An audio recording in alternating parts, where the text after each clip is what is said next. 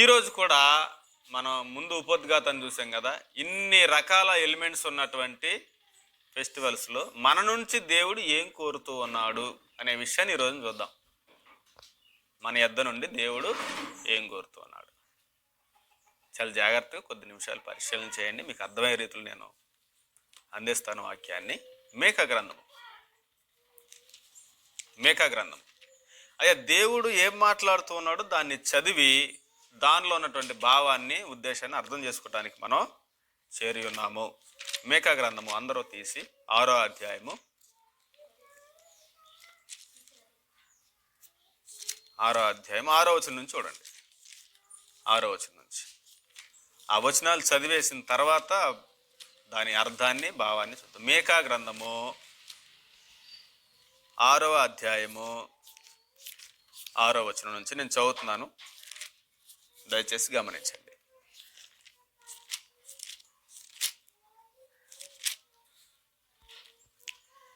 ఏమి తీసుకొని వచ్చి నేను యెహోవాను దర్శింతును. మొట్టమొదటిది అందరు తీసారా? ఇంకా దొరకలేదా? మేకా గ్రంథము 6వ అధ్యాయము 6వ వచనం.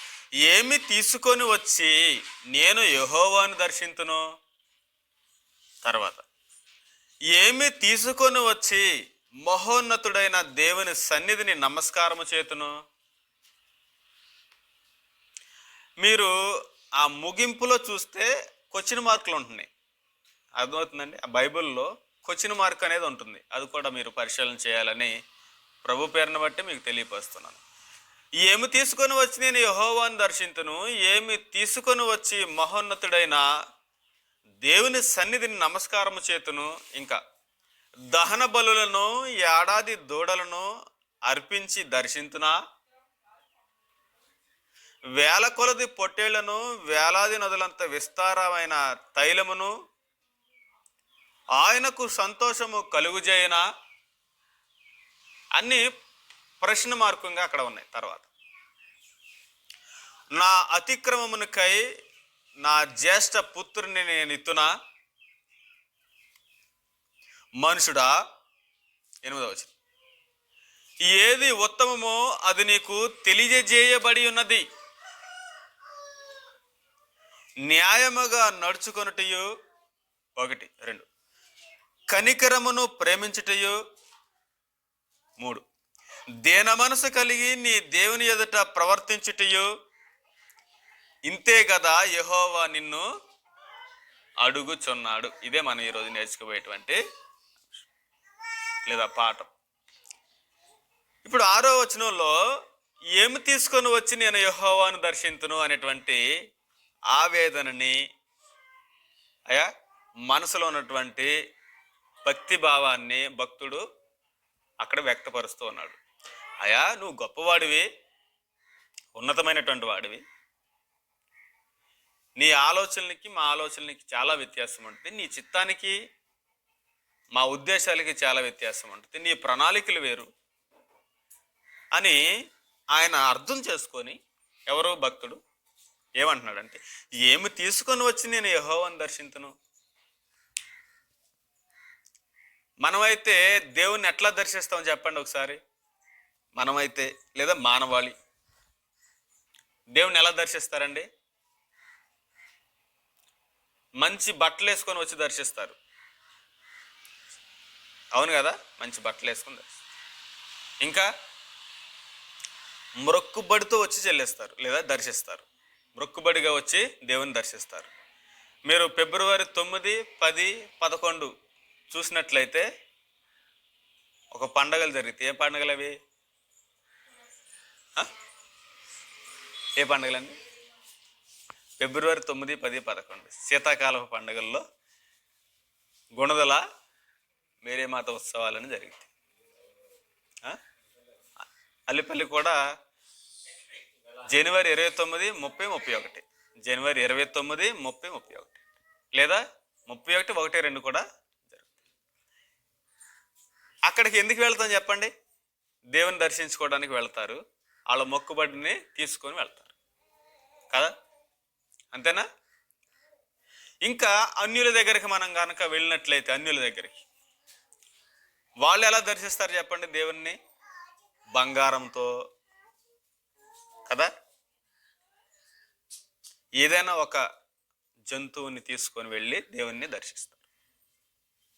వెళ్ళాలంటే ఒక ఎలిమెంట్, ఏదైనా ఒక పర్టికులర్ అటువంటి వస్తువు వాళ్ళకి కావాలి. ఇట్లా రకరకాల ఉద్దేశాలతో రకరకాలుగా వెళ్ళి మనుషులు దేవుణ్ణి దర్శిస్తున్నారు. భక్తుడు ఎలా మాట్లాడుతున్నాడంటే ఇక్కడ, ఏమి తీసుకుని వచ్చి నేను యెహోవాను దర్శింతును అని ఒక ప్రశ్నని అందరికీ అనుగ్రహించాడు, తెలియపరుస్తాడు. అంటే దేవుడికి కావలసినవి ఏంటి? ఏవో ఉన్నవి, మనం చెల్లించే ఏవో ఉన్నాయి అని ఆయన అర్థం చేసుకుని, అయ్యా ఏమిచ్చి నిన్ను దర్శిస్తానయ్యా నేను అని అడిగాడు. మనం కూడా దేవుని ఎడల మన వ్యక్తపరిచే విధానం ఏంటంటే, అయ్యా నీకు కావాల్సినటువంటి ఏంటో నాకు నేర్పించు, నీకు చెల్లించాల్సినవి ఏంటో నాకు తెలియపరచు, నేను నీ ఎడల ఎలాగ నడుచుకోవాలో నాకు గ్రంథానుసారంగా నేర్పించని మనం అడగాలి. ఈనాడు భక్తులు అడుగుతున్నట్టు మనం అడగాలి. అందుకని మన ఉపోద్ఘాతంలో ఏం చూసామంటే, మనకిష్టం వచ్చి దేవుని దగ్గరికి అర్పించేసి మనం సంతోషంగా ఉంటాం కాదంటండి. దేవుని మనం అడగాలంటాయా అని భక్తులు అడుగుతున్నట్టు, ఏమిచ్చి నేను దర్శించునయ్యా నిన్ను అని. రెండవ పాయింట్లో చూసినట్లయితే, ఏమి తీసుకొని వచ్చి మహోన్నతుడైన దేవుని సన్నిధిని నమస్కారం చేతును.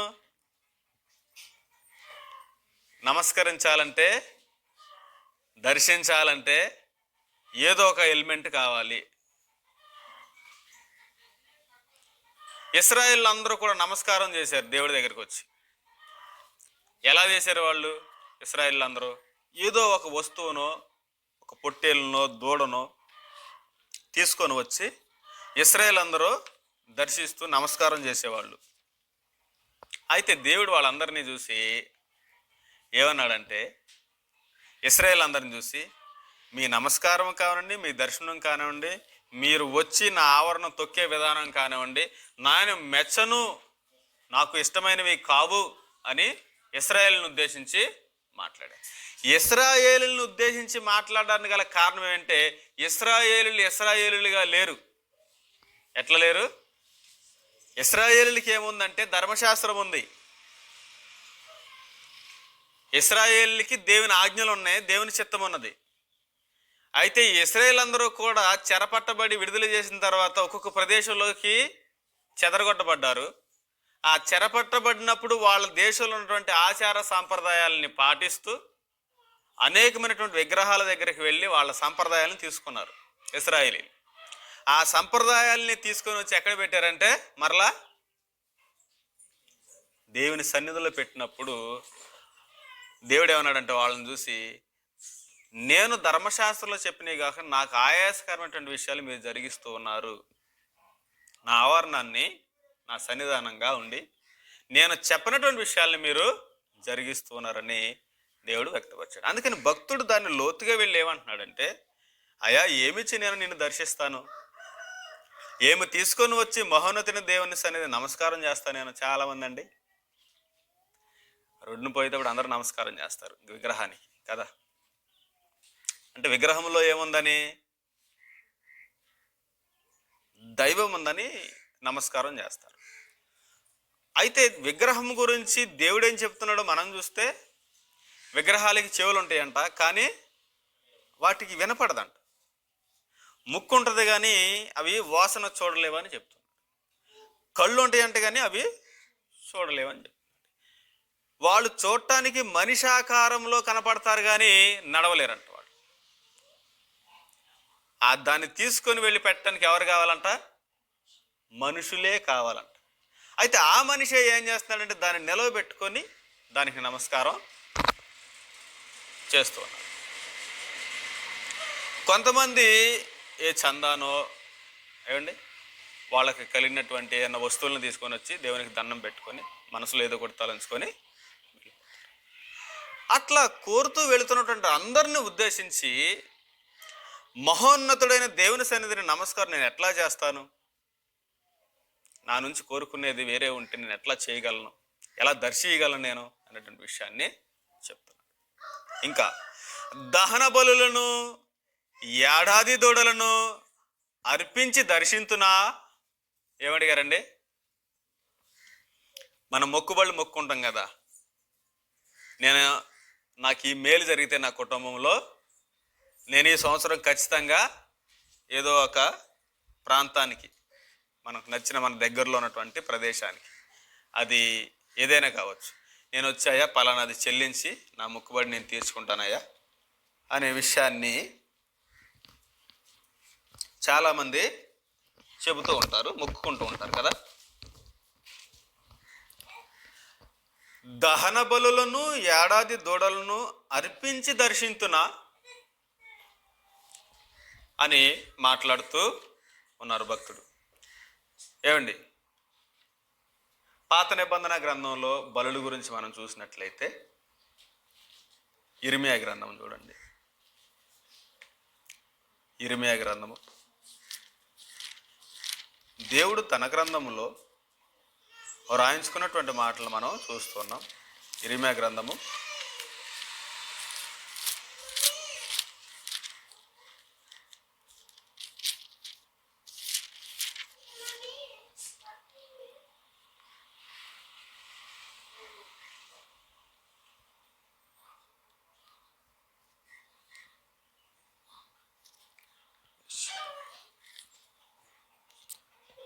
6వ అధ్యాయము 20వ వచనం.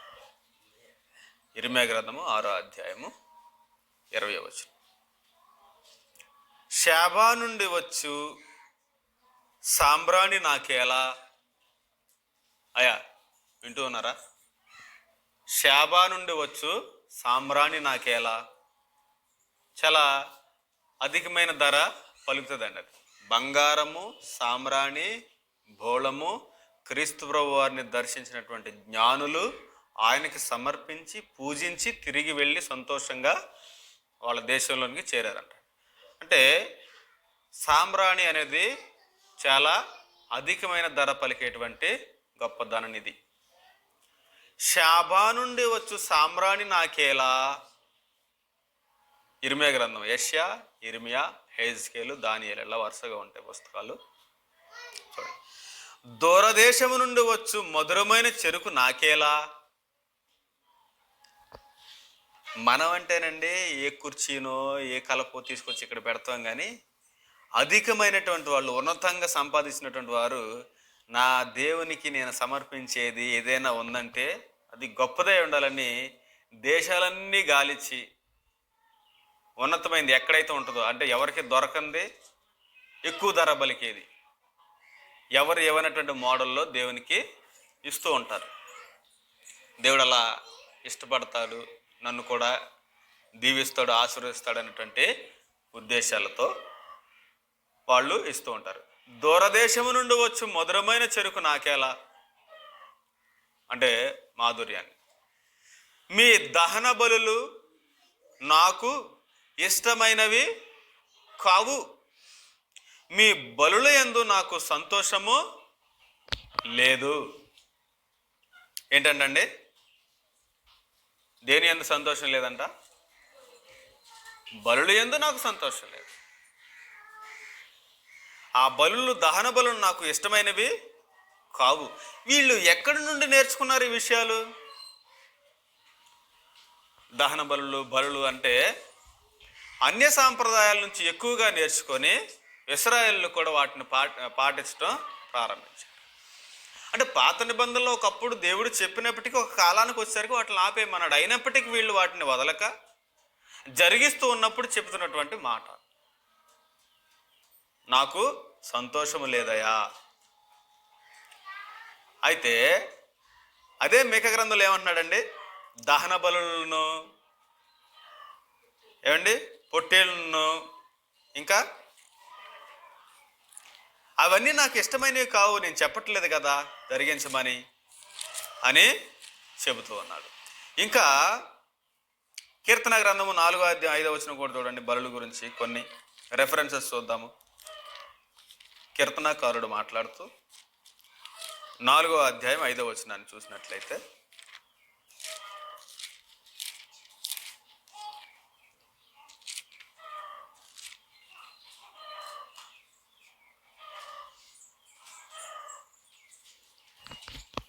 దేవుడు కోరుతున్నటువంటి బలుల్లో మనం చూస్తున్నాం. దహన బలుల్లో పొట్టేళ్ళు లాంటివి నాకు ఇష్టమైనవి కావని చెబుతున్నాడు. ఏ బలి కావాలో ఇక్కడ మనకి కీర్తన గ్రంథంలో మాట్లాడుతున్నాడు. 4వ అధ్యాయము 5. నీతియుక్తమైన బలులు, 4వ అధ్యాయము 5వ వచనం.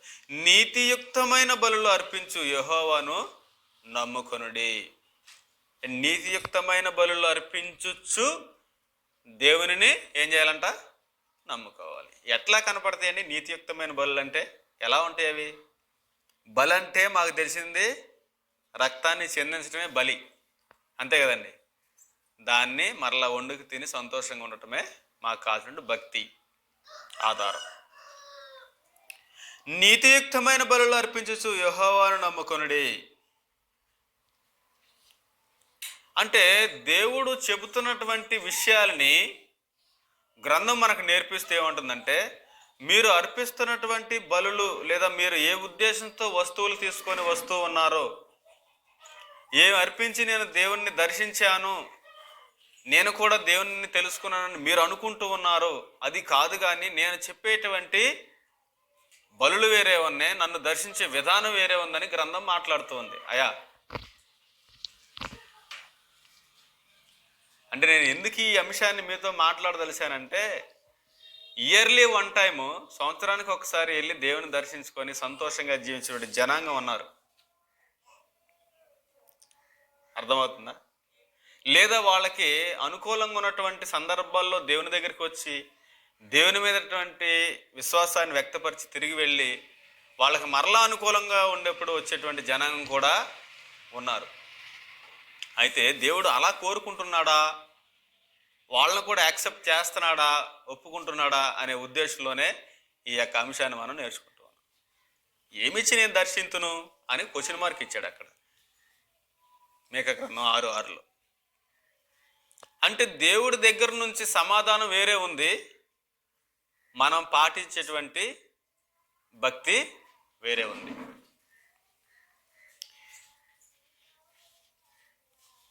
సామెతల గ్రంథం 15వ అధ్యాయం 8వ వచనం కూడా చూడండి. సామెతల గ్రంథము 15వ అధ్యాయము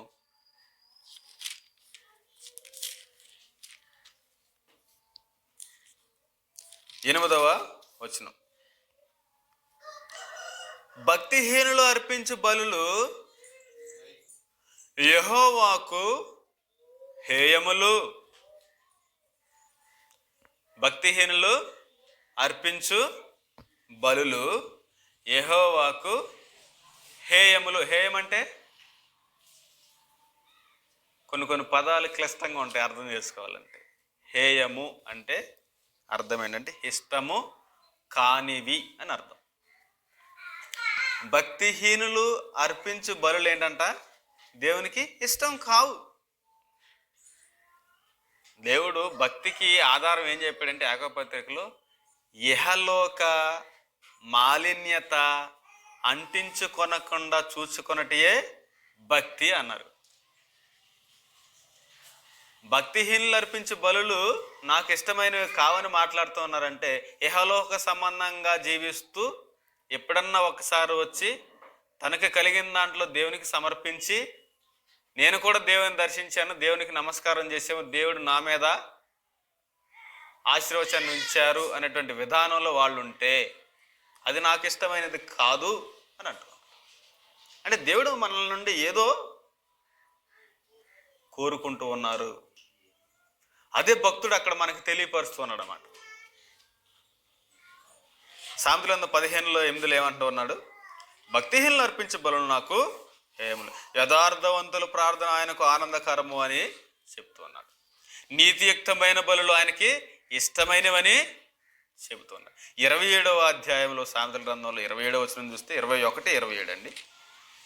21-27లో భక్తిహీనులు అర్పించే బలులు హేయములు, దురాలోచనతో అర్పించిన యెడల అవి మరీ హేయములు. దురాలోచనలు, దురాశతో కూడినటువంటి ఆలోచనలు. అయ్యా ఆశ ఉండొచ్చు, దురాశ అనేది దేనికి చేటంట? దుఃఖానికి చేటు. దురాలోచనతో చేసేటువంటి బలులు అర్పణలు ఏమన్నా అంటే దేవుడికి అవి మరీ హేయములంట. మనం ఇంతకీ బలి అర్పిస్తున్నామంటే లేదా దేవునికి ఇస్తున్నామంటే మనకు ఒక ఆశ కోరుకుంటుంది, నీకు ఇస్తే నాకు కూడా ఏదో ఒకటి దొరుకుతుందనే ఉద్దేశం, అంతే కదండి. లేదా నేను పొందుకున్నాను కాబట్టి నీకు నేను ఇది ఇస్తున్నాను, ఆశ.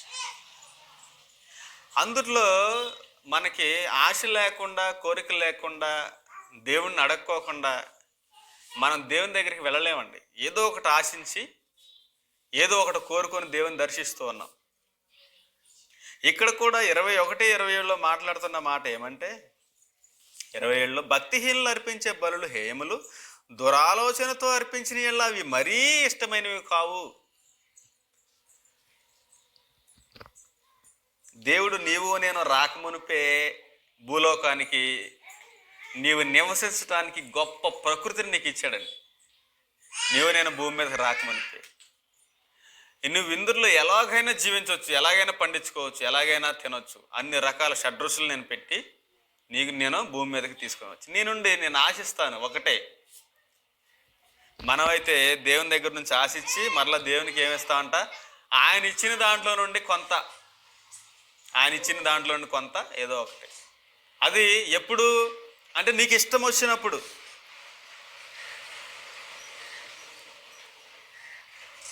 ఒకవేళ దురాలోచనతో మీరు ఒకవేళ ఇచ్చారా, ఒక అమ్మ అంటుందంటండి, నేను ఈ సంవత్సరం దేవుని సన్నిధిలో సంఘం అంతటికి లేదా విశ్వాసులందరికీ ఒక్కొక్క వస్తువు ఇవ్వాలనుకుంటున్నానండి. ఎందుకమ్మా అంటే, నన్ను గడిచిన కాలంలో దేవుడు గొప్పగా లేవనెత్తాడు, ఆశీర్వదించాడు. నాకు కలిగిన దాన్ని బట్టి నేను ఒక్కొక్క వస్తువు ఇవ్వాలను. ఇంకొక అమ్మ ఆ విషయాన్ని అర్థం చేసుకొని నేను కూడా ఇవ్వాలనుకుంటున్నానండి. మంచిదే, నేను కూడా ఒక్కొక్క వస్తువు. ఏమో నిన్నేం చేసి నన్ను కూడా దేవుడు ఆశీర్వదిస్తాడండి, నన్ను కూడా అట్లాగే ఆశీర్వదిస్తాడండి. అందుకే నేను కూడా ఇవ్వాలి. ఈవిడికి కలిగినదని చెప్పి ఈవిడ తీసుకొచ్చి ఇస్తుంది, కలుగుతుంది అని చెప్పి ఆవిడ కూడా వచ్చి. ఈవిడ దాంట్లో కలిగింది కాబట్టి తప్పలేదు, కానీ ఆవిడ దాంట్లో ఏముంది, కలుగుతుంది అనేటువంటి ఆశ ఎక్కువ. అయితే మీకా గ్రంథంలో మనకి చెబుతున్నటువంటి ఆ మాటలను చూస్తే, నేను ఏమిచ్చి నిన్ను దర్శించగలనయా అని అంటూ ఉన్నాడు భక్తుడు. ఏమిచ్చి నేను దర్శించగలను నిన్ను? దహన బలులను పొట్టేళ్ళనిచ్చి నేను నీకు నమస్కారం చేయగలనా అని అడుగుతూ ఉన్నాడు. అర్థమవుతుందండి ఆవేదన, భావం. ఇంకా ఈ బలుల గురించి కొన్ని విషయాల్ని ఇంకా చూద్దాం, కొన్ని వచనాలు. యెషయా గ్రంథం 41వ అధ్యాయం చూడండి.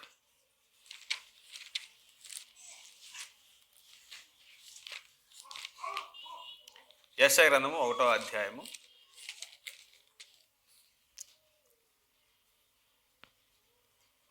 11వ వచనం నుంచి 13వ వచనం వరకు చదువుదాం. చూడండి.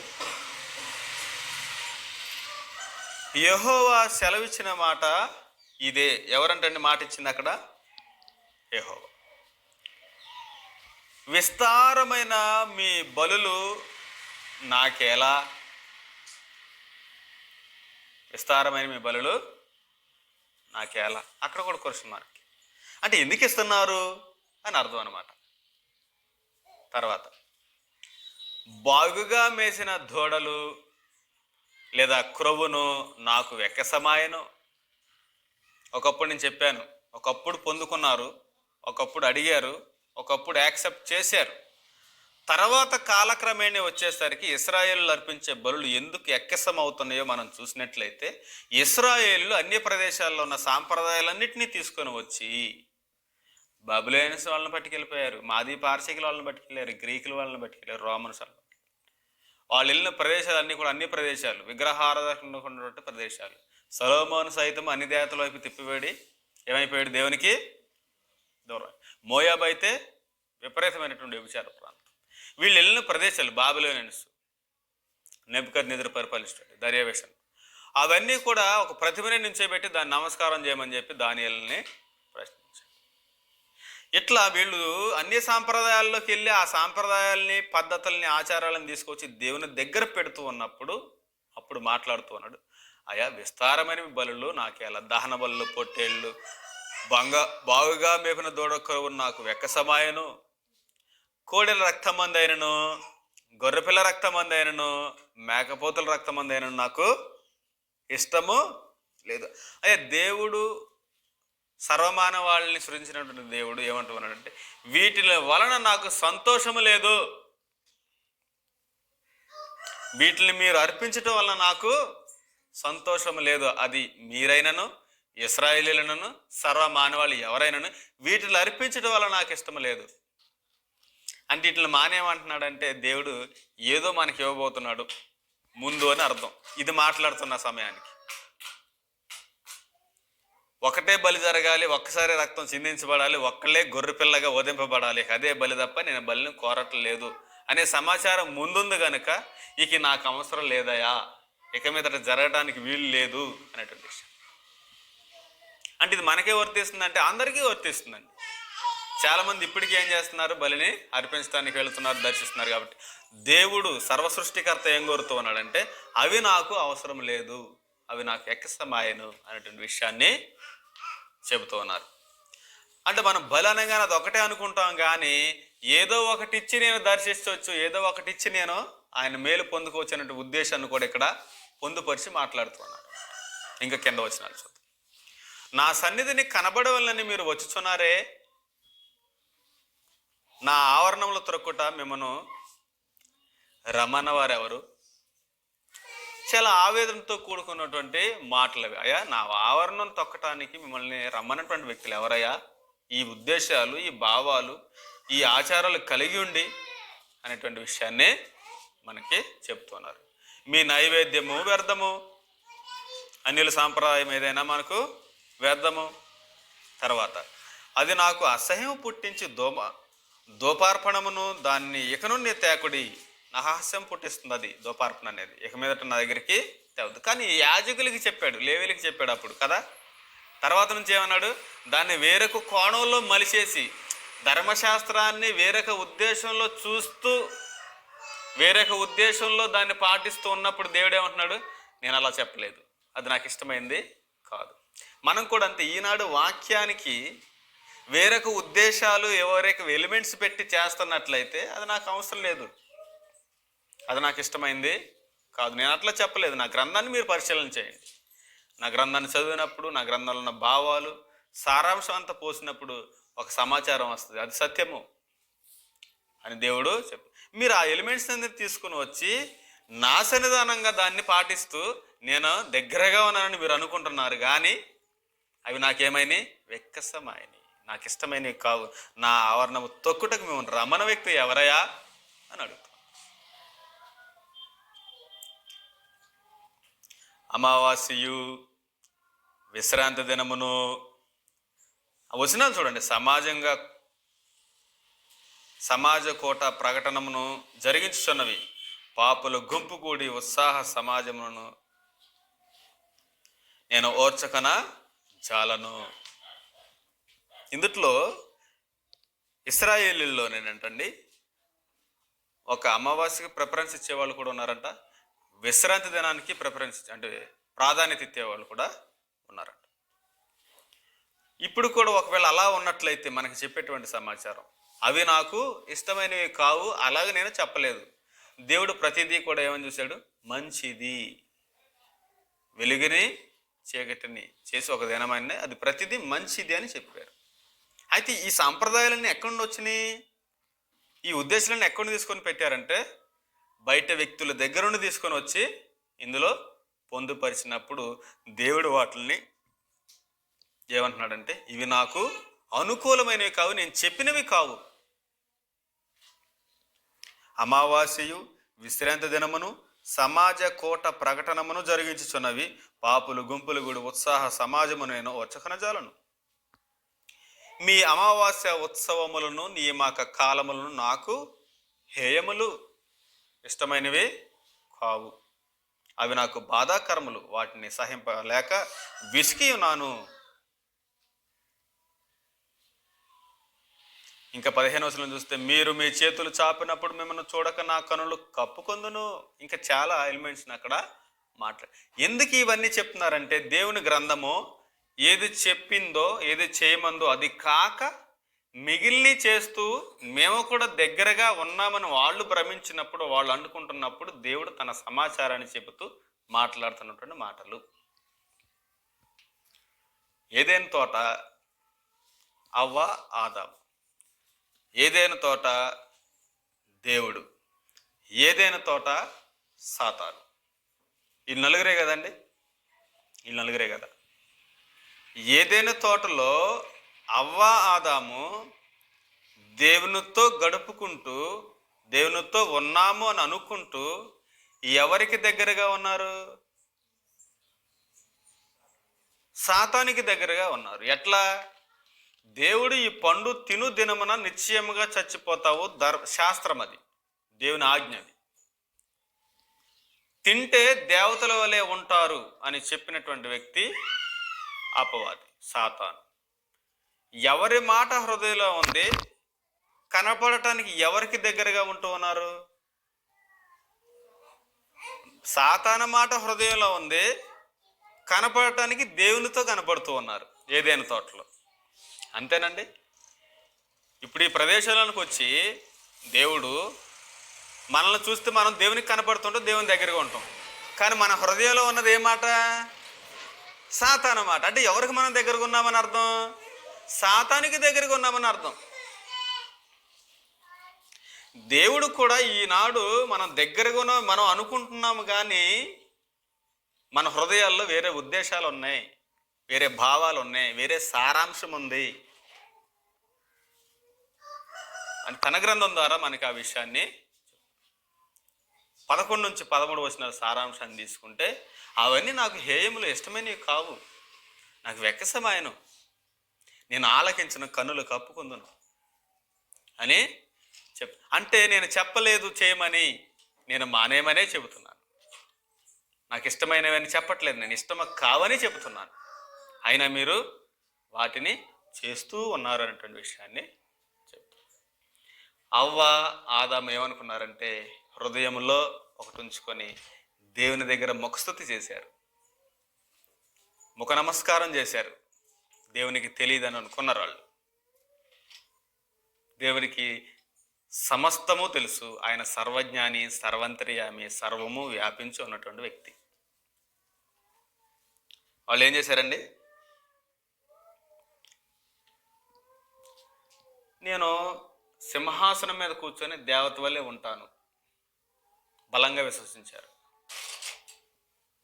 నేను కూడా దేవుని స్థానాన్ని పొందుకోవచ్చు.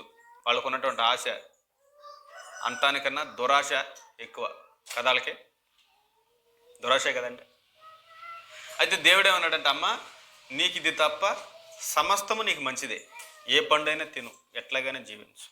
అంతేకాదు మీరు ఒంటరిగా ఉండటం మంచిది, కానీ ఇరువురు కోసం ఒకరినొకరు నేను సిద్ధపాటు చేసి మీరు ఫలించి అభివృద్ధిని అందమని చెప్తాను. అంటే వాళ్ళు ఏం చేశారంటే, దేవుని మాట వాళ్ళ దగ్గర ఉంది కదా, దేవుని మాట వాళ్ళ దగ్గర ఉంది, అవ్వాదం దగ్గర ఉంది. దేవుడు ప్రతి చల్లపూట వాళ్ళతో ఉంటూ ఉన్నాడు. ఇంకా దేవుని తోటలో ఉన్నారు వాళ్ళు. ఎక్కడ?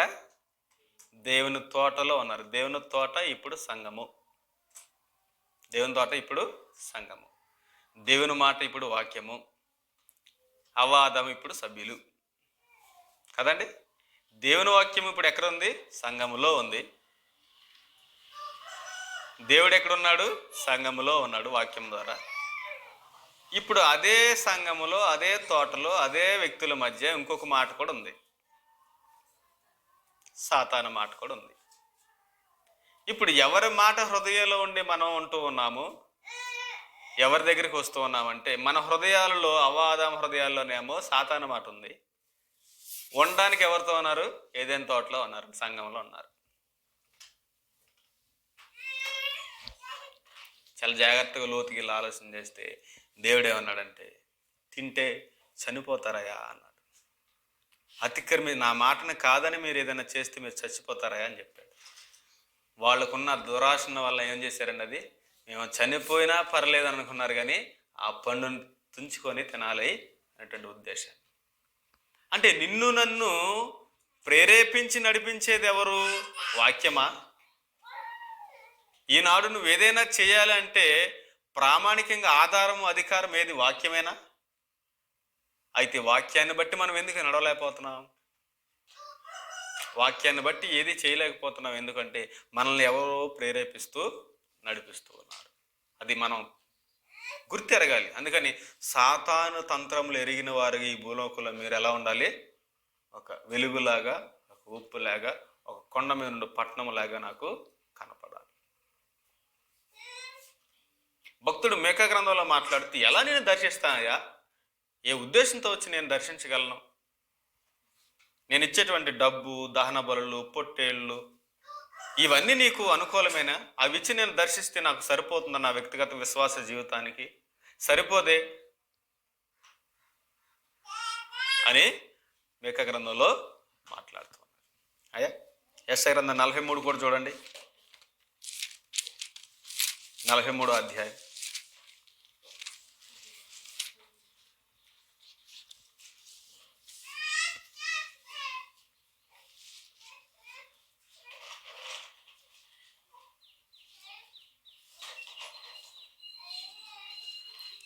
యాకోబు గారి గురించి మనందరికీ తెలుసు. అయ్యా యాకోబు గారి గురించి, యాకోబు గారు చాలా దేవునికి ఇష్టడు. యాకోబు గారు కూడా బలి నర్పించారు, దహన బలి నర్పించారు కదా. అయితే ఇక్కడ మనం మాట్లాడుతున్నటువంటి మాటను చూస్తే యాకోబు సంతతితో మాట్లాడుతున్నారు. ఇక్కడ యాకోబు సంతతితోనండి. యాకోబు అన్న ఇశ్రాయేల్ అన్న అనేక జనాంగం అని అర్థం. అది క్లాసుల్లో మాకు చెప్తుంటారు. చూడండి 21వ వచనం. నా నిమిత్తము నేను నిర్మించిన జనులు నా స్తోత్రమును ప్రచురము చేయుదురు. 22. యాకోబు నీవు నాకు మొరపెట్టుటలేదు. యాకోబు అంటే సంతతి, ఇశ్రాయేలు జనాంగం అని అర్థం అండి.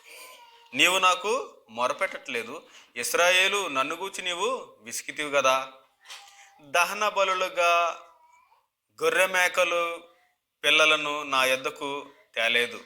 నీ బలుల చేత నన్ను గణపరచ లేదు. నైవేద్యములు చేయవలనని నేను నిన్ను బలవంత పెట్టలేదు. ధూపము వేయవలని నేను నిన్ను విసిగింపలేదు.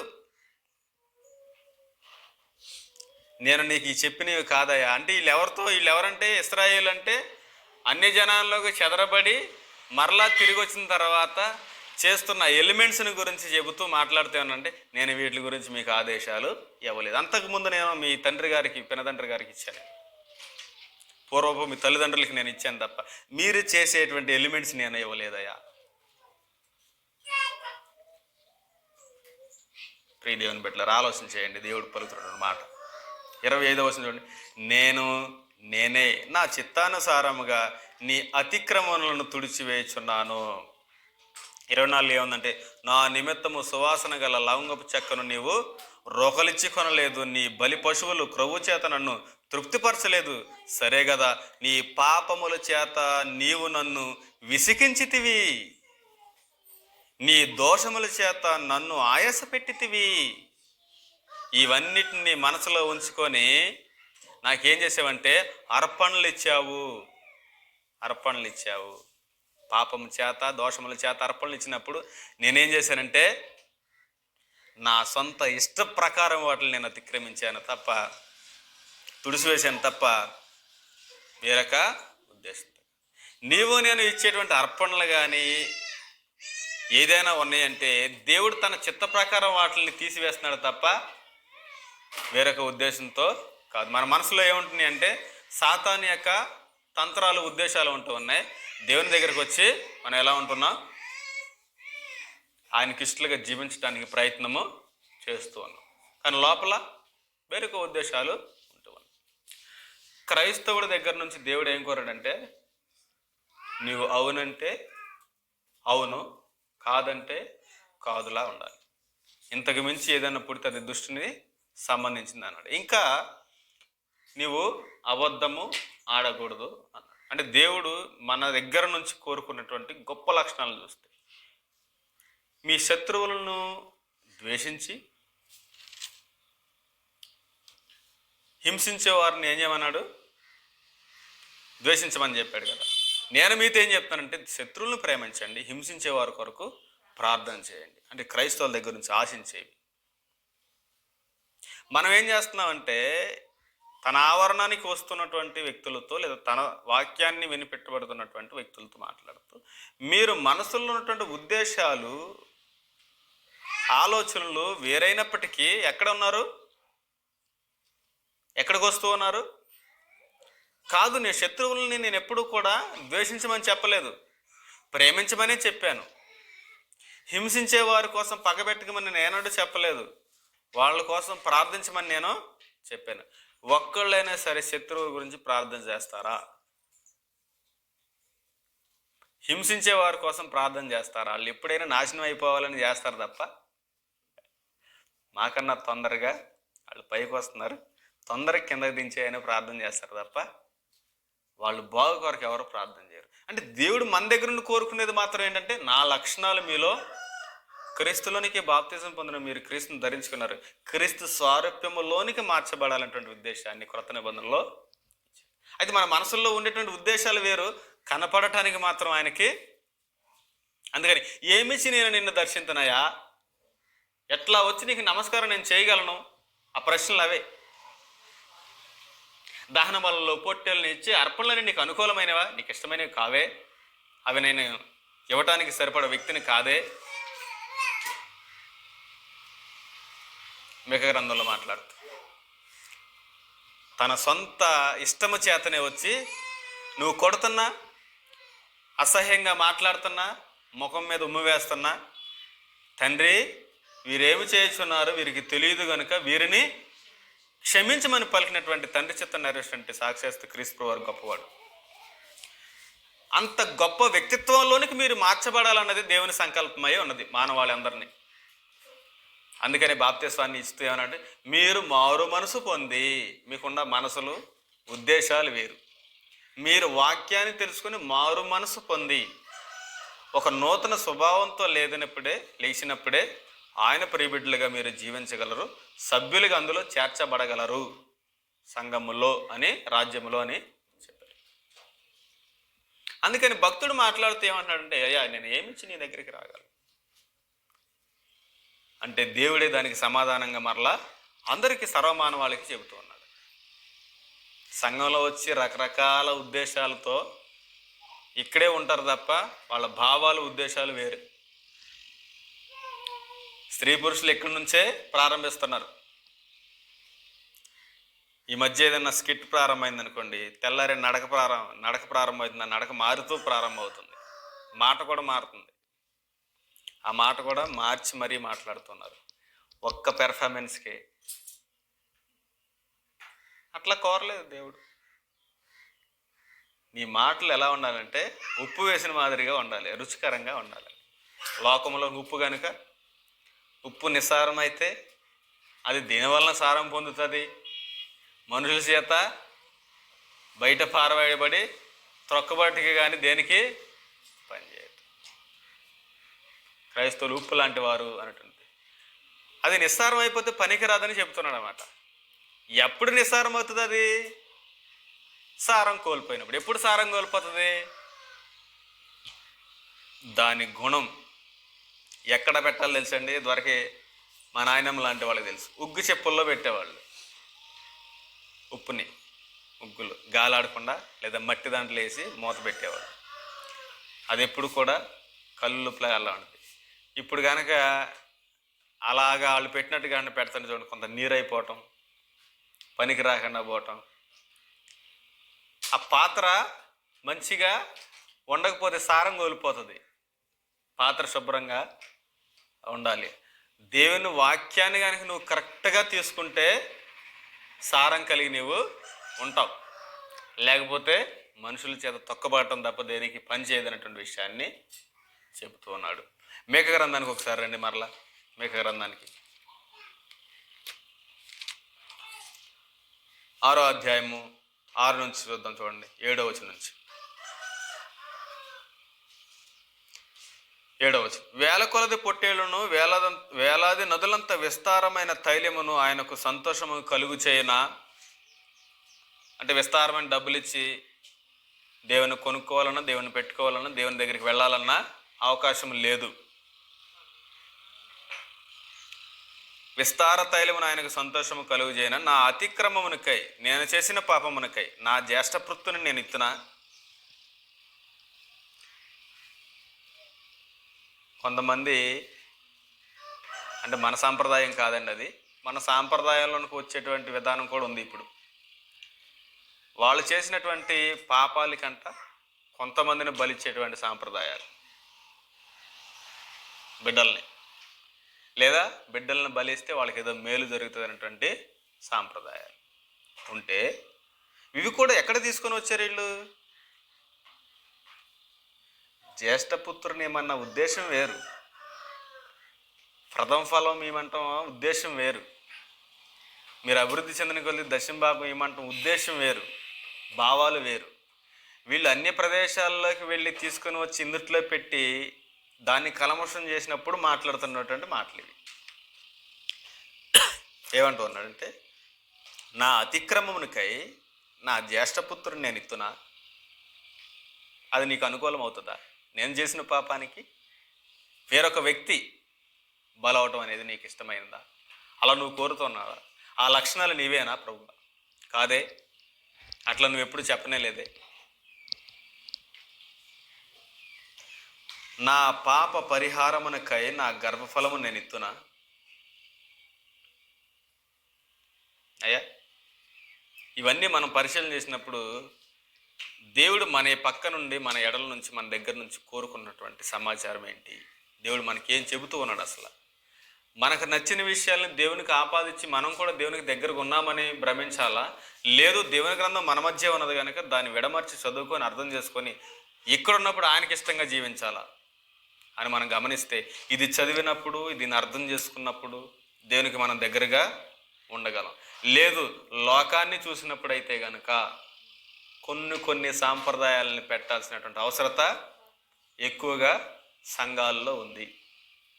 గ్రంథాన్ని చూసినప్పుడు మాత్రం అవకాశము లేదు, సమాజాన్ని చూసినప్పుడు మాత్రం ఉంటుంది.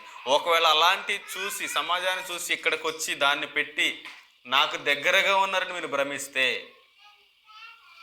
మీరు అనుకుంటే, నేను కోరే ఉన్నాయి నీతియుక్తమైన బలులు నాకు అనుకూలము అని అంటూ ఉన్నాడు.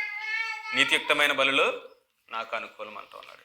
కింద నీకు ఏదయ్యా ఇష్టమని అంటే, మనుషుడా ఏది ఉత్తమమో నీకు అది తెలియచేయబడి ఉన్నది. నేను ఆల్రెడీ చెప్పాను. ఎక్కడ చెప్పాడండి దేవుడు? గ్రంథంలో చెప్పాడు. ఏది ఉత్తమమో మనుషుడికి, ఏది మేలో దేవుడు అది చెప్పాడంట. నిన్ను నన్ను తన స్వరూపంలో చేసుకున్నాడండి దేవుడు. నీకేది కావాలో నువ్వు రాకమని పెంచి, నీకేది ప్రయోజనమో అది గ్రంథ రూపంలో ఇచ్చాడు. అంతకు మించినటువంటి గొప్ప తండ్రి ఇంకెక్కడా ఉండడు. నేను మన పుట్టమునికి మన కోసం అన్నీ సిద్ధపాటు చేసి, నీకేం కావాలో కోరుకొని, నీకు ఎలా నడవాలో నడక నేర్పించి, నీకేది ప్రయోజనం అది ఇచ్చినటువంటి తండ్రి భూలోకంలో ఎవరైనా ఉంటారండి? ఉండరు. అంత గొప్ప తండ్రి ఎక్కడిచ్చాడు? గ్రంథముల్లో. మనం ఏం చేస్తున్నామంటే గ్రంథాన్ని ఎక్కువగా ఇష్టపడట్లేదు, గ్రంథ లోతుల్లోకి మనం ఎక్కువగా వెళ్ళట్లేదు. గ్రంథాన్ని రోజు చదవాలని దేవుడు చెప్తున్నాడు. దేవరాత్రములు ధ్యానం చేయవారు ధనిలని చెప్తుంటే, మనస్సాక్షిగా మీరు మనసు మీద చేసి చెప్పండి, గ్రంథాన్ని మనం ఎన్నిసార్లు చదువుతున్నాం రోజుకి? ఆదివారం సంఘంలో తీయటానికే కొంతమందికి కష్టం. నిజమండి, తీలేరు. తీసి వచనాలు ఎందుకు చదివిస్తున్నామంటే దానికి ఒక ఉద్దేశం ఉందండి. అప్పుడన్నా గ్రంథం తెరుస్తారు, వచనం అప్పుడన్నా చూస్తారని వచనాలు మరీ తీసి చూడమని చెబుతున్నటువంటి సందర్భాలు సంఘాలలో. ఇక్కడ మూసేసిన గ్రంథాన్ని చాలామంది ఇంటికి వెళ్ళి తీరండి, మళ్ళీ ఆదివారం వస్తారు పట్టుకొని. అంటే ఎందుకంటే అంత ఖాళీ ఉండట్లేదండి, బిజీ లైఫ్లో ప్రజలు ఉండిపోయారు ఈ కాలాల్లో. మనకు దేవుని మనసు ఎప్పుడు తెలుస్తుందంటే, దీన్ని చదువుతున్నప్పుడు, ధ్యానం చేస్తున్నప్పుడు, సహవాసంగా చేరి మనం అందరం కూడి ఉండి నేర్చుకుంటున్నప్పుడు దాని ఉద్దేశాలు, భావాలు ఎక్కువగా తెలుస్తాయి. ఏమంటూ ఉన్నాడంటే, మనుషుడా ఏది ఉత్తమం అది నీకు తెలియజేయబడి ఉన్నది. అదేంటంట, న్యాయముగా నడుచుకొనుటయు. సింపుల్గా అందరికి అర్థమయ్యే భాషలు అండి అవి కదా, మర్మంగా కూడిన భాషలేం కాదు. న్యాయముగా నడుచుకో. నీ మనస్సాక్షి చెప్పింది తప్పు జరుగుతున్నప్పుడు ఏది న్యాయమో ఏది అన్యాయమో. పూర్వీకులండి పెద్దలు మాట ఇస్తే తప్పిపోకూడదయ్యా, ప్రాణమన్నా పోవాలి కానీ మాట పోటానికి వీల్లేదని అంత పర్ఫెక్ట్గా బ్రతికారు కాబట్టి పెద్దలకి విలువ ఉంది, పెద్దరికానికి విలువ ఉంది. అప్పుడు సమాజానికి అంత గౌరవం ఉంది. ఇప్పుడు చెప్పిన మాట బయటికి వెళ్తే నేను చెప్పలేదంటున్నారు, అప్పుడు ఏదో చూడక చెప్పాలి, వెనుకోకుండా చెప్పాలి, నాకు తెలియక చెప్పాలని ఈజీగా మాట మారుస్తున్నారు, మాట ఇచ్చి. అంతేకాదు, మాటతో సహా మాట ఇచ్చి తప్పుకుంటున్నారని ఇప్పుడు ఏం చేస్తున్నారు, రాతపూర్వకంగా రాయించి ముద్రలు వేయించుకున్నటువంటి స్థితిని తీసుకొచ్చారు. అయినా కానీ ఏమైతున్నాయి, ఆ ముద్రలో మారుతున్నాయి, రాతలో మారుతున్నాయి. కాలం ఏమైపోయిందండి, కాలక్రమేణి దేవుడు ఏమన్నాడంటే, అయ్యా నేను సృజించినటువంటి ఉద్దేశం వేరు, ఏది న్యాయమో అట్లాగా నువ్వు నడుచుకో. కనికిరమును ప్రేమించుటయు. కనికిరమును ప్రేమించుట. క్రీస్తు ప్రభువారు ఏంటండి మన మీద కనికర పడి వచ్చారంట, మనందరి మీద. తన ప్రజలను వారి పాపముల నుండి ఆయనే రక్షించడానికి వచ్చాడంట. మనం ఎవరి బిడ్డలమే? కనికరపడ్డాడు. మనం ఎలా ఉన్నాం? మనసులో వేరే ఉద్దేశాలు ఉన్నాయి, వేరే వాళ్ళని నింపుకున్నాం, గెంటి వేయబడ్డాం, చనిపోవడానికి సిద్ధంగా ఉన్నాం, మరణ భయంతో ఉన్నాం. కానీ నా బిడ్డలు చనిపోవటానికి వీలేదని మన మీద కనికరపడి ఆయనకి ఇష్టంగా జీవించకపోయినప్పటికీ మనల్ని ప్రేమించి వచ్చాడంట ఆయన. ఏమండి, ఆయన మనసులోనికి కదా మనం వెళ్ళాల్సింది, ఆయనలోనికి కదా మనం మార్చబడాల్సింది. ఇది చెబుతున్నప్పుడు సందర్భం ఎప్పుడండి? క్రీస్తు ప్రభువు రాకమునిపే కదా. ఇది జరుగుతున్నప్పుడు మనుషులు ఎంత భయంకరంగా ఉన్నారు, ఈ సిచ్యువేషన్ మనకు రాయించబడడానికి. ఆ కాలానికి వెళితే అంత భయంకరంగా ఉన్నారు. ఆ అందరి సిచ్యువేషన్లు చూసి, ఆ స్థితిగతులను అందరినీ చూసి క్రీస్తు ప్రభువు భూమి మీదకి వచ్చి అందరినీ కనికరించారు కదా. కొడుతున్నారు, తిడుతున్నారు, తాగుపోతారు, తిండిపోతారు, అందరూ తిట్టారు కదా పాప. ఏం చేశాడు? అయినప్పటికీ తండ్రి తండ్రి తండ్రి వీళ్ళని క్షమించాయా అని అన్నాడు తప్ప ఏనాడు మనకి ఎలా న్యాయము నడుచుకోవాలో దేవుడే ఉత్తమమైనది మనకి గ్రంథంలో రాయించాడంట. మనం అర్థం చేసుకోవటానికి సామాన్యంగా సమాజంలో మనం మాట్లాడుతున్నప్పుడు కూడా న్యాయం ఏంటో అన్యాయం ఏంటో ఈజీగా అర్థమైంది. దేని ప్రకారం నడుచుకోమని చెప్తున్నాడు? న్యాయానికే మీరు ఉండాలి తప్ప అన్యాయానికి ఎప్పుడు ఉండదు. సమాజంలో అన్యాయానికి ఎక్కువ పెద్దపీట ఉంది. నీ దగ్గర 4 ఉన్నాయి, అతని దగ్గర 0 అంటే ఒక్కటి కూడా లేదు. ఆయన దగ్గర నీతి, న్యాయము, యథార్థత ఉంది. నీ దగ్గర అన్యాయం తాండవాడుతుంది, కానీ నీ దగ్గర 4 ఉన్నాయి. ఎవరు పక్కకు వస్తారు? వచ్చిన వాళ్ళు. ఈయన దగ్గర నీతి, న్యాయము, యథార్థత అన్నీ ఉన్నాయి, పర్ఫెక్ట్గా ఉన్నాడు మనిషి. నీ దగ్గర 4 ఎక్కువ ఉన్నాయి, కానీ నీ దగ్గర అన్యాయం ఏమీ లేవు, అది నీతి న్యాయాలు లేవు. ఎవరి దగ్గరికి వస్తారు చెప్పండి వచ్చేవాళ్ళు? ఆయన దగ్గరికి వెళ్తే ఏమున్నాయి? ఏం పెట్టగలడు? ఏమి ఇవ్వగలడు? ఏమొస్తుంది ఆయన దగ్గరికి వెళ్తే? ఈయన దగ్గరికి అయితే 4 ఉన్నాయి కనుక పెడతాడు, ఇవ్వగలడు, సపోర్ట్ ఇవ్వగలడు, సహాయం కూడా చేయగలడు. కానీ ఏమి లేదు ఆయన దగ్గర, యథార్థత లేదు, నీతి న్యాయాలు లేవు. ఎక్కడికి వెళ్తున్నారండి మనుషులు? తమ మార్గాల్లో నడుస్తున్నారు. సామాన్యంగా కొన్ని మనకు సిచ్యువేషన్స్ ఎదురవుతాయి, చెప్తే లోతుగా ఎక్కువ టైం అవుతుంది. ఎనీ సందర్భం, కుటుంబంలో విషయాలు కానివ్వండి, సరిహద్దుల విషయాలు కానివ్వండి, ఆస్తుల్లో కానివ్వండి, ఎక్కడికి వెళ్ళినా ఎక్కువ ఎవరికైతే ఉంటుందో వాళ్ళ వైపే సమాజము నడుస్తుంది. ఇతని దగ్గర న్యాయం ఉన్నా కానివ్వండి, న్యాయం వైపు ఒక్కరు కూడా. దేవుడు అలా చెప్పట్లేదు. మరి ఏది న్యాయమో అది తెలుసుకొని నడుచుకో. అయ్యా ఆయన దగ్గర ఏమీ లేదు కానీ మాట నికరంగా ఉందా, మంచిది ఆయన చెప్పింది, కరెక్టే చెప్పాడు, అంటే ఏం చేస్తారండి? దీనికి కక్కుర్తుపడి ఆ మాటను మారుస్తారా లేదా నలుగురు కలిసి? న్యాయం ఉందా? అంటే సామాన్యంగా మనం ఇక్కడ ఆలోచించినప్పటికీ ఏది న్యాయమో తెలిసిన మనం ఏం చేస్తున్నామంట? ఉండలేకపోతున్నాం. అందుకే ఏది న్యాయమో తెలిసి నువ్వు నడుచుకయా, గుర్తెరిగి నడుచుకో. అది సమాజాన్ని చెబుతుంటే ఏది న్యాయమో గ్రంథాన్ని బట్టి, గ్రంథములు అన్నీ ఉన్నాయి, వచనాలు, భావాలు, ఉద్దేశాలు, పూర్వీకుల మాటలు ఉన్నాయి, ధర్మశాస్త్ర మాటలు ఉన్నాయి, అన్యులు చేసిన సాంప్రదాయాలు ఉన్నాయి, క్రొత్త నిబంధన ఉంది, యేసుక్రీస్తు ప్రభువారు వచ్చిన తర్వాత తిరిగి వెళ్ళిన తర్వాత పరిశుద్ధాత్ముడు చెప్పిన వచనాలు ఉన్నాయి. వీటన్నిటిలో ఏది సారాంశమో దాన్ని గుర్తెరిగి నడుచుకో. మరలా అక్కడ అది ఉంది, ఇక్కడ ఇది ఉంది. యెహోవా గ్రంథం ఏం చేసి పరిశీలించి చదువుకోండి. కొంత అచ్చట కొంత ఎచ్చట యెహోవా వాక్యము దొరుకును. వాటన్నిటిని దగ్గర తీసుకొని ఒక సారాంశం ప్రకారం నడుచుకుంటేనే అది న్యాయబద్ధంగా నాకు ఇష్టమైంది అని చెబుతున్నాడు. అందుకని అక్కడ అది ఉంది కాబట్టి అది నిజమే, ఇక్కడ ఇది ఉంది కాబట్టి నిజమే. అంటే దేవుడు అబద్ధం ఆడుతున్నాడా? కాదు, మనల్ని పరిశీలన చేయమంటూ ఉన్నాడు. మనం ఏం చేస్తున్నామంటే దీని దగ్గరకి ఎక్కువ సహవాసం దేంతో చేయలేక సమాజంతో సహవాసం చేస్తూ న్యాయంగా మనం నడుచుకోలేకపోతాం. అరే నువ్వు అవునంటే అవునులాగా ఉండాలయ్యా, నేను కోరుకున్నది అదే అంటే నీ మాట అవునంటే అవునులాగా ఉంటుందండి? ఉండట్లేదు. కంటికి కన్ను పంటికి పన్ను అనే మాట మీరు చెప్పండి విన్నారు కదా అని ఇక ఇప్పుడు అదే మాటను పట్టుకొని వెళుతూ ఉన్నారు. కానీ దాని కిందనే నేను చెప్పినది ఏమనగా అన్నాడు. అట్లా మీరు శత్రువులను ఎప్పుడు కూడా ద్వేషించొద్దని చెప్పి. ఒకవేళ నీ కుడి చేయి ఏదైనా అభ్యంతరపరుస్తుంది శరీరంలో ఉండి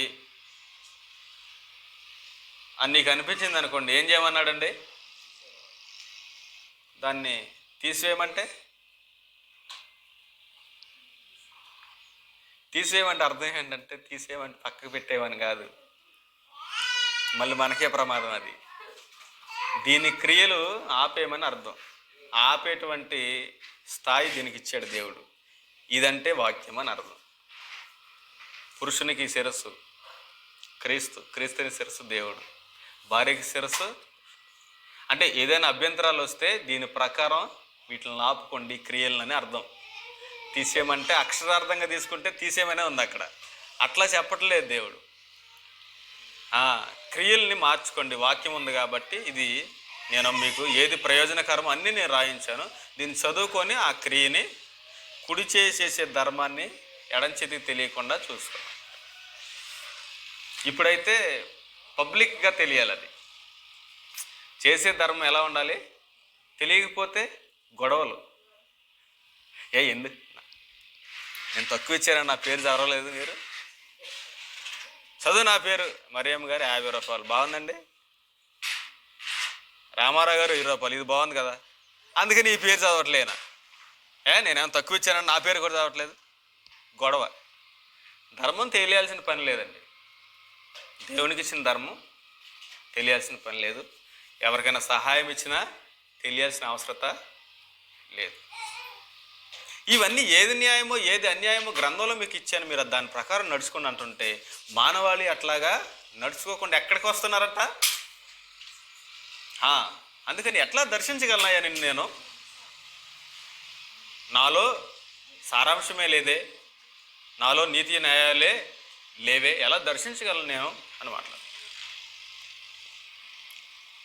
దీన మనసు కలిగి నీ దేవుని ఎదుట ప్రవర్తించుటయు. ఏ మనసు అంట? దీన మనస్సు.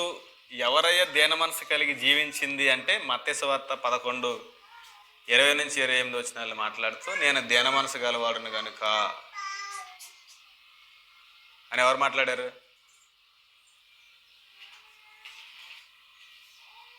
మత్తయి సువార్తలో 11వ అధ్యాయంలో మాట్లాడింది క్రీస్తు ప్రభువారండి. ఒకసారి వచనాలు లేండి. దీన మనసు కలిగిన వారు ఎవరైనా ఉన్నారని మనం అడగగలిగితే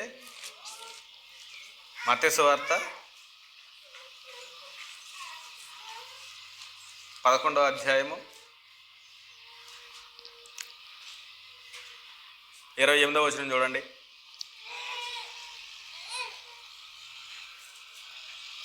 29వ వచనం. 29వ వచనం.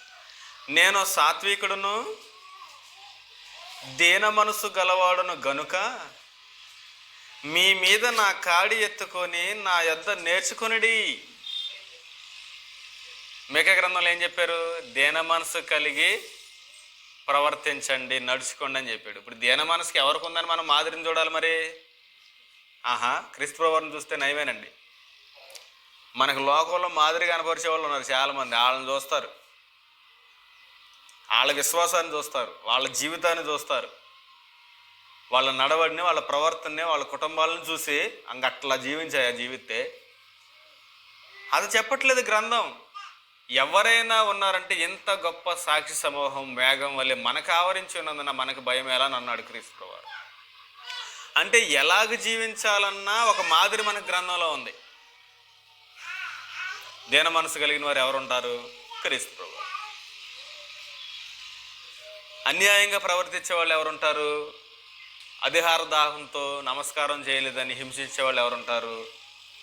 లోకం చూడవసరం లేదు, హామాని చూస్తే సరిపోద్ది. హామాని అహంకారం ఉంది, అధికారం ఉంది, నమస్కరించపోయేసరికి చంపేద్దాం అనుకున్నాడు. మనం లోకంలో చూడాల్సిన అవసరం లేదు వ్యక్తుల్ని. పని అంతా చేసుకొని కష్టపడి జీవనం గడుపుకుంటూ దేవునికి దగ్గరగా ఉండాలి. ఎవరిని చూడాలి మనం? లోకాన్ని చూడవసరం లేదండి. లూదియాని చూడవచ్చు. కష్టపడి వ్యాపారం చేసుకుని సాయంత్రం ప్రార్థన జరుగుతుంది అనుకుంటే వెళ్ళేది. ఒక 100 మందికి నువ్వు అధికారివి, నీకు దేవుడి మీద భయభక్తులు ఎక్కువగా ఉన్నాయి. అధికారిని చూసి మనం నేర్చుకోవచ్చు. ఆయన చూడు ఎంత అధికారం ఉన్నప్పటికీ దేవుని వల్ల ఎలా భయభక్తులు కలిగి ఉంటున్నారు అని ఆయన చూడాల్సిన పని లేదు. లోకంలో చెరసాల నాయకుడు 100 మంది అధికారి, కొర్నేలి 100 మందికి అధికారి. ఎవరిని చూడొచ్చు మనం? కొర్నేలిని చూడొచ్చు. ఎంత గొప్ప సాక్షి సమూహం ఉంది. అన్నదమ్ములు 2 తగాదాలు ఉన్నాయి అనుకోండి, ఒకళ్ళు కయ్యలు అంటారు, ఒకళ్ళు హేబీలు అంటారు అనుకోండి. ఎక్కడ చూద్దాం? లోకంలో చూద్దామా మనం? ఆయన 2 అన్నదమ్ములు చూడండి ఎలా ఉంటున్నారు, వాళ్ళని చూసి బ్రతకంటారు అని తల్లిదండ్రులు వాళ్ళని గురించి చెప్పాలా? అవసరం లేదు. గ్రంథంలో ఉంది మాదిరి. వాళ్ళలాగా జీవించకూడదురా అంటానికి గ్రంథంలో మాదిరి ఉంది. వాళ్ళలాగా జీవించాలరా అంటానికి గ్రంథంలో వ్యక్తులు ఉంటూ ఉన్నారు. మనం ఎక్కడ చూస్తున్నాం? సమాజాన్ని చూస్తున్నాం. అంటే గ్రంథం దగ్గరికి రావట్లేదు. అందుకే ఏమన్నాడంటే, నేను సాత్వికుడును దీన మనసు గలవాడును గనుక మీ మీద నా కాడి ఎత్తుకుని నా యొద్ద నేర్చుకొనుడి. ఏమంటున్నాడండి? చదువుకోండి అంటున్నాడు. చదువు ఎప్పుడన్నా అబ్బిద్దండి? ఈ కాలంలో ఈ వయసులో అబ్బిద్దా చదువు? చదువు అబ్బకేనండి మేము ఎట్లుండాలి అంటారనరా? నేర్చుకోనిమంటున్నాడు, చదువుకోమంటున్నాడు దేవుడు. నేర్చుకోండి అంటే అర్థం ఏంటంటే బడికి రండి, ఇది నా పాఠశాల, అంతే కదండి. నేర్చుకుంటున్నామా? లేదు. దీన మనసు అనేటువంటి గొప్ప వ్యక్తిగా ఎవరున్నారంటే క్రీస్తు వారి భూలోకంలో నేను దీన మనసు గలవాడును.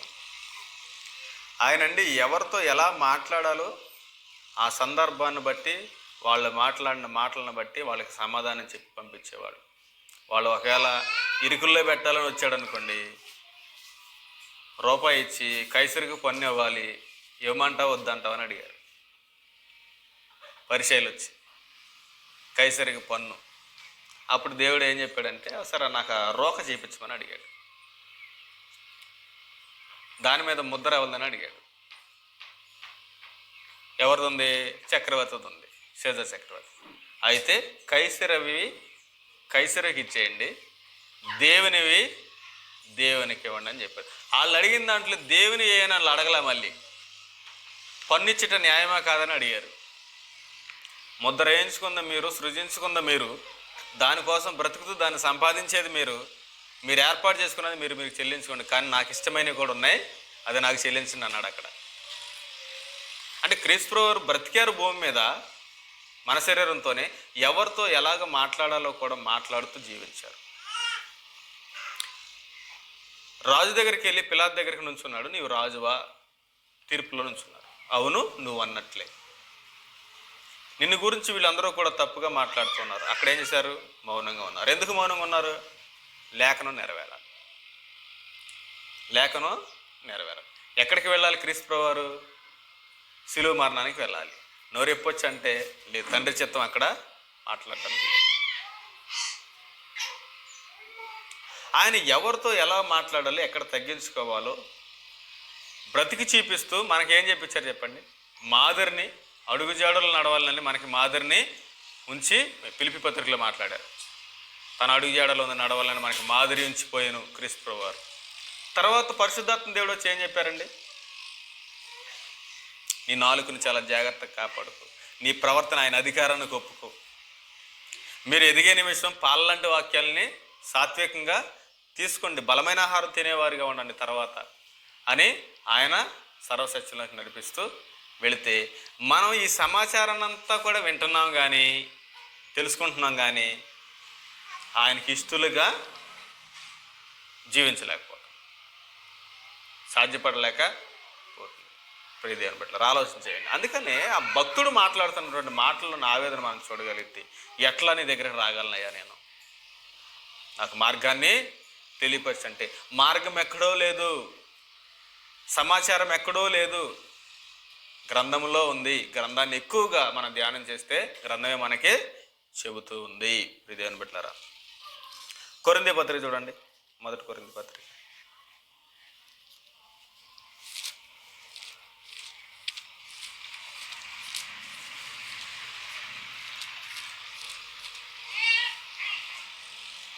10వ అధ్యాయం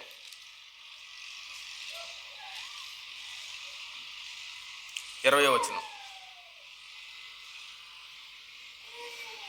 10వ అధ్యాయము 20వ వచనం.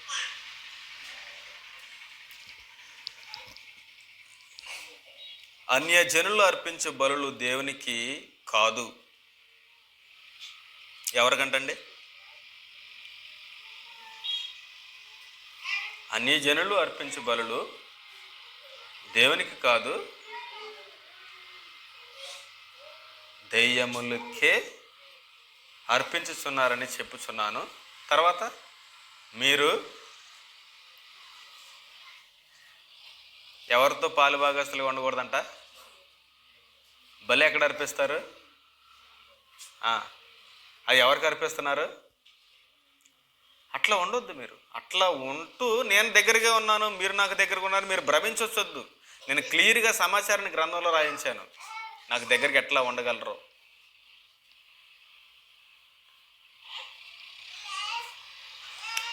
అసలు దేవుడు కోరుకున్నది ఏంటో మనం చూడగలిగితేనండి ఆశ్చర్యచకితులు అవుతారు. దేవుడు మన పక్క నుండి, మన దగ్గర నుంచి, మనలో నుండి ఏం కోరుతున్నాడు చూస్తే కీర్తన గ్రంథంలో మాట రాయించాడు.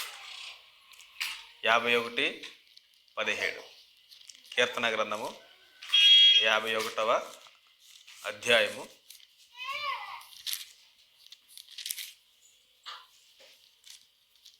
17వ వచనం, 17-16 వచనాలు. 51:16-17.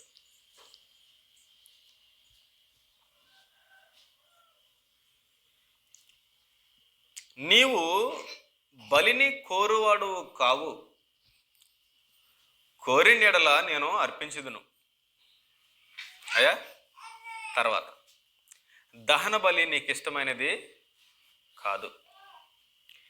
విరిగిన మనసే దేవునికి ఇష్టమైన బలులు. బలులు ఏంటంట? దేవునికి ఇష్టమైనవి. విరిగిన మనసే, నీతియుక్తమైన బలుల్లో విరిగిన మనసే దేవునికి ఇష్టమైన బలులు. అందుకనే క్రీస్తు వారు ప్రకటిస్తూ ఏం చెప్పారండి? మీరు పరలోక రాజ్యంలో ప్రవేశించాలంటే మారు మనసు కలిగి జీవించండి అని ప్రకటించడానికి మొదలుపెట్టారు. మనకున్న మనసు వేరు, మనకున్న తలంపులు వేరు, దేవునికి ఇష్టమైనవి అవి కావు. విరిగిన మనసే నీకు ఇష్టమైన బలులు. చూడండి, దేవా విరిగి నలిగిన హృదయమును నీవు అలక్ష్యము చేయవు. ఎట్లా విరగొట్టుకోవాలి హృదయాన్ని? ఏమండి, ఎట్లా నలగొట్టుకోవాలి హృదయాన్ని? దేని చేత? దేవుని వాక్యము చేత హృదయాన్ని మనం నింపుకోవాలి. మనలో చెడు ఉందా, వాక్యం చేత దాన్ని తీసివేసుకోవాలి. మనలో చెడు లక్షణాలు ఉన్నాయా, దేవుని క్రియల చేత వాటిని శుద్ధీకరించుకోవాలి. హృదయం నుండి ఏమి నింపుకోవాలన్నాడు దేవుడు? వాక్యాన్ని నింపుకోవాలన్నాడు. పెద్దవారైనప్పుడు దాని నుండి తొలగిపోరని పిల్లలకి నేర్పించమన్నాడు వాక్యాన్ని. ప్రభు యొక్క శిక్షల బోధల పిల్లల్ని పెంచండి అన్నాడు. పెద్దవాళ్ళకు కూడా మీరు నడిచేటప్పుడు వింటున్నప్పుడు అందరికి కూడా ఏం నేర్పించమన్నాడు? వాక్యం మీ పిల్లలకి నేర్పించినంటే మీరు ఆల్రెడీ నేర్చుకున్న వారై ఉండాలని చెప్తున్నాడు. ఈ వాక్యము చేత మన హృదయంలో ఉన్నటువంటి చెడుని తీసేసుకున్నట్లయితే అది దేవునికి ఇష్టమైనటువంటి వ్యక్తులు. ఏదైనా తోటలో వాళ్ళు అట్లా లేరు. హృదయంలో ఏముంది, మనసులో ఏముంది? అతిక్రమణ ఉంది. ఆజ్ఞ అతిక్రమించారు, కానీ ఏం చేస్తున్నారు? దేవునికి దగ్గరగా ఉన్నారు. ఎప్పుడంటే పండు తిన్నప్పుడు అతిక్రమణ జరగలేదండి. ఎప్పుడైతే సాతాను మాట హృదయంలో నింపుకొని ఆయన దగ్గర జీవించారో, ఆయన ఆవరణంలో ఉన్నారు, తోటలో ఉన్నారు, అప్పుడే వాళ్ళు దేవుని దృష్టిలో చనిపోయారు. తినడానికి ప్రేరేపించి తిన్న తర్వాత గెంటివేయబడ్డారు వాళ్ళు. మనకు ఎలాంటి ఇష్టమైన అంటే దేవుడు విరిగిన మనసు, నలిగిన హృదయము కావాలని అంటున్నారు. ఇష్టమైన బలులు అంటారు. నీతియుక్తమైన బలులు అంటే వాక్యానుసారమైనటువంటి జీవితాన్ని దేవుడు ఇష్టపడుతున్నాడు తప్ప బయటి సాంప్రదాయాలని చూసి ఇది కూడా మనదే అని చెప్పి మనల్ని గనక ప్రేరేపిస్తే అది నాకు ఇష్టమైనవి కావయా, నేను అలా దర్శించిన నీవు నాకు దొరకవు, కండ్లు కప్పుకుంటున్నావు, మా నుండి దూరంగా నీవు వెళ్ళిపోతున్నావు అని మనతో మాట్లాడుతున్నారు. ప్రియ దేవుని బిడ్డలారా, ఆలోచన చేయండి. ఒకసారి ఆ మేక గ్రంథానికి వెళ్ళిపోయి ముగింపు చూద్దాం. మేక గ్రంథానికి వెళ్ళి ముగింపు చూద్దాం. 6వ అధ్యాయము 8వ వచనం చూస్తే, మనుషుడా ఏది ఉత్తమమో అది నీకు తెలియజేయబడి ఉన్నది. ఏది ఉత్తమమో అది తెలియజేయబడింది. న్యాయముగా నడుచుకొనుటయు, కనికరమును ప్రేమించుటయు, దీన మనసు కలిగి నీ దేవుని ఎదుట ప్రవర్తించుటయు. దీన మనసు కలిగి నీ దేవుని ఎదుట ప్రవర్తించుటయు. ఆ మనసు కలగాలంటే వాక్య పరిజ్ఞానం నీలో ఉంటే ఆ ప్రవర్తన దేవుని ఎదుట బాగుంటుంది. దేవుని ఎదుట ప్రవర్తనలో బాగోట్లేదంటే వాక్య పరిజ్ఞానం నీలో లేదు, ఎవరొద్దో మనసులో ఉండి దేవుని ఎదుట ప్రవర్తిస్తున్నాం. ఇంతే కదా యెహోవా నిన్ను అడుగుతున్నాడు. పెద్ద ఆస్తులు అంతస్తులు ఏమి నిన్న దగ్గర నుంచి అడగట్లేదు. మనం ఏం చేస్తామంటే అవి ఇస్తున్నాం, వస్తువులు ఇస్తున్నామండి. కలిగి ఉన్నదేదో తీసుకొచ్చి ఇస్తున్నాము, కానీ ఆయన కోరుకున్నది ఆయనకి ఇవ్వలేకపోతున్నాం. ఇవ్వలేకపోగా ఏం చేస్తున్నాం? అంగు ఆర్భాటంగా దేవునికి దగ్గరగా ఉన్నామని మనం ఎక్కువగా అనుకుంటూ ఉన్నాం. కాదండి, ఇవే నేను అడిగేది. ఇవి నాకు ఇచ్చారా? మీ శరీరమును, మీ ఆలోచనలను, మీ తలంపులను నాకు ఇచ్చారా? మీరు నాకు ఇష్టలు ఈ భూలోకంలో. అలా ఎవరైనా ఉన్నారంటే అన్యుల మధ్య, అన్య సాంప్రదాయాల మధ్య, అక్రమం విస్తరించిన వారి మధ్య ఎవరున్నారంటే యోబు ఉన్నాడు, నోవాహు ఉన్నాడు. ఏమండి, అనేక మంది భక్తులు ఉన్నారు. వాళ్ళు ఎలా జీవించారని చూస్తే అందరూ అక్రమంగా నడుచుకుంటే వీళ్ళు న్యాయంగా నడుచుకుంటారు. వాళ్ళని ఏమన్నాడు దేవుడు? వీళ్ళు నాకు కుమార్తెలు, కుమారులు, నా ప్రియ బిడ్డలు, నీతిమంతులు వీళ్ళే, యథార్థవంతులు వీరే, న్యాయంగా నడుచుకునే వాళ్ళు వీరే. అంటే వాళ్ళు ఎలా నడుచుకున్నారు? దేవుడు చెప్పినట్లు వాళ్ళు నడుచుకున్నారు. మన దగ్గర నుంచి కోరుకున్నది ఏంటంటే రకరకాల ఉద్దేశాలు, ఎలిమెంట్స్ దేవుడు కోరట్లేదు, కానీ దేవునికి ఇష్టమైనటువంటి కార్యక్రమాలతో మనం దేవుడి దగ్గర ఉన్నట్లయితే అవే దేవుడు ఇష్టపడుతున్నాడు. అవి ఎక్కడ ఉంటాయంటే గ్రంథంలో ఉన్నాయి. మరి గ్రంథంలో ఎలా చదువుకోవాలంటే కొంత ఇచ్చటుంది, కొంత అచ్చుతుంది. వాటన్నిటిని దగ్గర తీసుకొని సారాంశాన్ని తెలుసుకున్నట్లయితే ఆ సారాంశం ప్రకారం మనం జీవించవచ్చు. అలా జీవిస్తే నిన్ను నేను చూడగలను, అలా జీవిస్తే నిన్ను నేను దర్శించగలను, అలా జీవిస్తే నీకు నేను నమస్కారము చేయగలను. అదో అలా జీవిస్తే నీవు నాకు కనపడతావు. మీకా గ్రంథంలో మొట్టమొదటిగా 2 వచనాలు మాట్లాడిన సారాంశం అది. ఏమి తీసుకొని వచ్చి నేను యెహోవాను దర్శింతునయా, ఏమి తీసుకొని వచ్చి మహోన్నతుడైన దేవుని సన్నిధిని నమస్కారం చేతునయా, దహన బలులను ఏడాది దూడలను అర్పించి దర్శింతునా, అవికి ఇష్టమైనవి కావే. వేలాది పొట్టేళ్లను వేలాది నదులంత విస్తార తైలమును ఆయనకు సంతోషము కలుగు చేయనా కాదే. నా అతిక్రమల నిమిత్తం నా పుత్రులు ఇచ్చిన అది సంతోషమా కాదే. నా పాపమునకి గర్భఫలాలను ఇచ్చిన సంతోషమా కాదే అని మాట్లాడుతున్నాం. దేవునికి ఇష్టమైనటువంటి వాటిని మనం నెరవేర్చినట్లయితే మనం అప్పుడు దర్శించగలము, అప్పుడు చూడగలము, అప్పుడు మనం ఆయనతో ఉండగలము. అలా జీవించాలని ఈనాడు మనకి సహవాసాన్ని ఇచ్చారు, సంఘాన్ని ఇచ్చారు, గ్రంథాన్ని ఇచ్చారు. సర్వసత్యము తన సంఘము ద్వారా తెలియబడాలని జగత్తు పునాది వేయబడక మునిపి ఆయన నిర్ణయించారు. కాబట్టి మనం దేవుని దగ్గరగా ఉన్నామని ఎప్పుడు తెలుసుకోగలమంటే నీతి న్యాయంగా, అంటే వాక్య ప్రకారంగా మనం నడుస్తూ ఉన్నప్పుడే ఆయనకి దగ్గరగా ఉన్నామని మనం తెలుసుకొనగలము. అంటే వాక్యాన్ని మనం ఏం చేయాలని చెప్తుంది, ఇండైరెక్ట్ స్పీచ్ ఎక్కువగా నేర్చుకొని ధ్యానం చేసి ఆయనకి దగ్గరగా ఉండాలని చెబుతుంది. కాబట్టి ఆ రీతిగా ప్రతిసారి సమయం దొరికిన ప్రతిసారి కూడా దేవుని గ్రంథంతో ఎక్కువగా కలిసి సహవాసం కలిగి జీవిద్దాము, ఎక్కువగా నేర్చుకుందాము, ఎక్కువ సారాంశాన్ని. మరీ ఎక్కువగా ఆయనకి ఇష్టలుగా ఈ భూలోకంలో ఒక వెలుగు, ఒక ఉప్పు, కొండ మీద పట్టణం లాగా మనం జీవిద్దాము. అప్పుడు జీవించినప్పుడు, అలాగే జీవిస్తున్నప్పుడు దేవుడు మనతో ఎల్లప్పుడూ సదాకాలము ఉంటారని చెప్పి దేవుడు చెబుతున్నాడు. కాబట్టి అన్య సాంప్రదాయాల్ని, లోకాన్ని చూసి మనం పాడైపోకూడదు. మొట్టమొదటిగా అలా పాడవుతూ మనం దగ్గరకు ఉన్నామని అనిపించినప్పటికీ ఎలా అంటున్నాడు దేవుడు, నేను దూరంగానే ఉంటూ ఉన్నానని. కాబట్టి మనం ఏది చూసి దేవుని దగ్గర అవ్వాలి, వాక్యాన్ని చూసి దేవునికి దగ్గర అవ్వాలి తప్ప ఎలిమెంట్స్ని చూసి దేవునికి దగ్గర అవటానికి వీల్లేదు. అది మనం వాక్యం ద్వారా ఈరోజు మనం నేర్చుకున్నాం. ఇది విన్నటువంటి విషయాన్ని హృదయంలో భద్రం చేసుకుందాము. మరీ ఎక్కువగా వాక్యదానంలో గడపాలని దేవుడిని ఆయుష్ని ఆరోగ్యం అడుగుదాము. అలా ఉంచినట్లయితే మనం మరొకసారి ఈ రీతిగా వాక్యంతో గడపడానికి ప్రయత్నం చేద్దాం. శ్రద్ధగా ఉన్న మీ అందరికి కూడా హృదయపూర్వక వందనాలు చెల్లిస్తూ మాటలు ముగిస్తున్నాను.